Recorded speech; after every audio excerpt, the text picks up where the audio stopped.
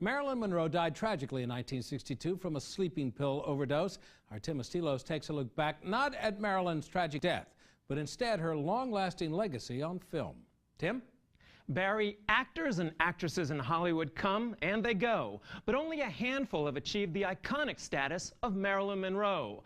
Marilyn only starred in about 20 films ranging from comedy to the dramatic, but their images are indelible. In fact, you could say Marilyn Monroe was truly the first movie superstar. While tearing off a game of golf, I may make a play for the caddy, but when I do, I don't follow through, 'cause my heart belongs to Daddy. She was born Norma Jean Mortensen, later baptized as Norma Jean Baker. But nearly a half-century after her death, fans worldwide still idolize her as the one and only Marilyn Monroe. She was just playing a classic, okay? She's well known as far as the movie business. When you think of movies, you think of Marilyn Monroe. She was a comedian, a dramatic actress. She did it all, really. Running wild, lost control, running wild, mighty bold, feeling gay, reckless too, carefree mind all the time, never blue.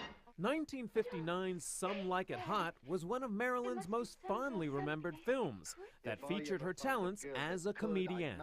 I'm Sugar Cane. Hi. Sugar Cane? Yeah, I changed it. It used to be Sugar Kowalczyk. You Polish? Yes. I come from this musical family. My mother is a piano teacher, and my father was a conductor. Where did he conduct? On the Baltimore and Ohio. Oh. Anybody who says she wasn't an actress, I'd say sit down and watch Some Like It Hot. And there she's playing the stereotypical bubble-headed blonde sex pot, and it's one of the great performances on film. Like most actresses, Marilyn began her career in small roles, including one in a famous Bette Davis film that featured this memorable line. Fasten your seatbelts. It's going to be a bumpy night. In 1950's All About Eve, Marilyn's small scene foreshadowed her career to come. I don't want to make trouble. All I want is a drink. Leave it to me. I'll get you one. Thank you, Mr. Fabian. Well done. I can see your career rising in the East like the sun. Despite enraging directors and co-stars with her sometimes erratic behavior, 1955's 7-Year Itch was one of Marilyn's most popular and sexually charged comedies, one that included this iconic screen moment. Oh, do you feel the breeze from the subway? Isn't it delicious? The film also had Hollywood censors working overtime to tone down its sexy scenes. Suddenly he turned on me, his eyes bulging. He was frothing at the mouth, just like the creature from the Black Lagoon. I'm sorry. That's all right. You know, when you see Marilyn Monroe on the silver screen, it's easy to understand why her image is just as unforgettable today as it was when she was alive. And there's no denying that when Marilyn was on the screen, she was the quintessential movie star. A kiss on the hand may be quite continental, but diamonds are a girl's best friend.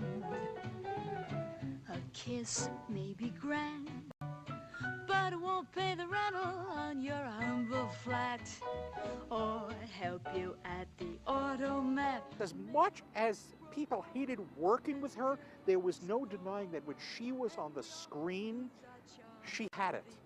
She had that certain indefinable something that the camera loved her, audiences loved her, and you can't take your eyes off of her. Diamonds are a girl's best friend. But Marilyn also had a series of memorable dramatic roles as well, including one as a cheating wife scheming to murder her jealous husband. Hello. You called. Listen, it's got to be tomorrow. Do you hear me? Tomorrow. He just made a big row in front of everyone. After this, nothing's going to surprise anyone. It's made to order. Can you get him there? There's always a way to handle George. Be at the place as soon as it opens. Okay, kid. It's a date. Why did you get married? I fell in love. when you fall in love? I don't know. Can't eat or sleep. Like an ache in the stomach? Same thing, only in the heart. You'll find out when you get older. How old are you? That's no question to ask a lady. Not that I'm a lady. Why aren't you? See me in about 10 years, I'll try and tell you. You have to get something to be human. You never felt anything for anybody in your life. All you know is the sad words. You could blow up the world, and all you would feel is sorry for yourself. Sadly, Marilyn's final film was never completed. Her sexy comedy, Something's Got to Give, seemed to be doomed from the start. A man's wife spends 5 years on an island with a strange man. Would you like it any better if I knew him? And it slips her mind. Well, I was going to tell you, but I know how upset you get about little things.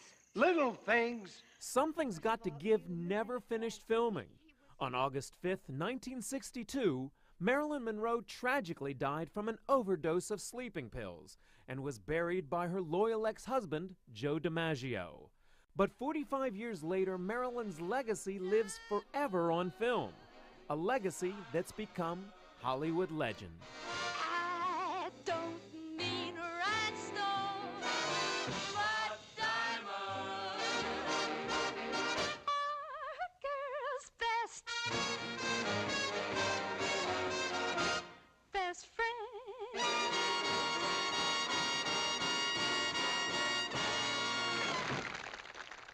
Joe DiMaggio was devastated by Marilyn's death, and he continued to adore his ex-wife until his own passing in 1999. In fact, he arranged for white roses to be delivered to Marilyn's gravesite twice a week for 20 years after her death.